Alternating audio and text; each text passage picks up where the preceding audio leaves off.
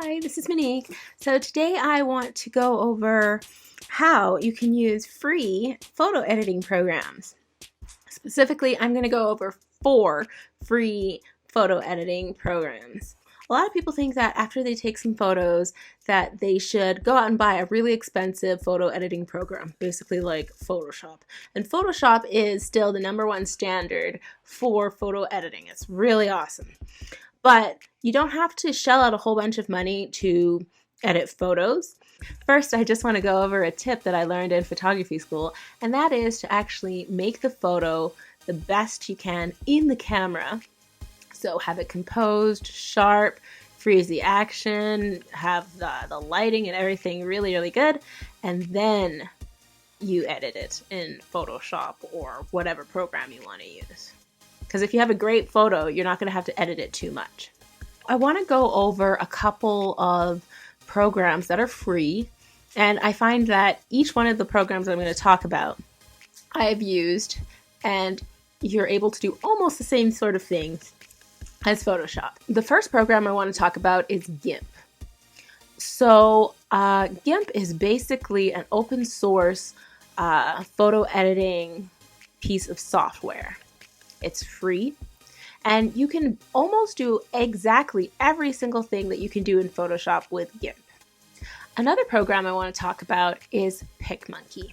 PicMonkey is a program where you can load a picture from your computer and you can try a whole bunch of filters. You can add banners and text and edit shapes and things like that, and it's all free. There is a section of PicMonkey which you have to pay for if you want extra kind of filters or different types of effects, but for the most part PicMonkey is free. Another really cool and kind of cute program that I like to use is called Sumo Paint. And Sumo Paint, you'll be able to tell by the giant sumo in the logo. Sumo Paint is kind of like a mixture of, the Windows Paint, but also of like Photoshop in the adjustment pane. So you can change a whole bunch of things and change shapes and do modifications to an image, but it's kind of like Paint and Photoshop smushed together. The last program that I want to talk about is the one that comes with your Mac computer, and it's just called Photos. And so that's just basic photo editing, like applying filters, darkening or brightening or sharpening a picture and cropping a picture and things like that. I can apply a whole bunch of filters and I don't have to pay for anything. It's just that it's like bare bones basic. So if you still don't like any of those free programs and you want to use Photoshop, there are a couple of options that you've got. You can actually go out and get Photoshop Elements, which is kind of like a basic type of Photoshop. It's not the full like $600 program, and so it's a little cheaper. Or you can use the Creative Cloud functions for Photoshop.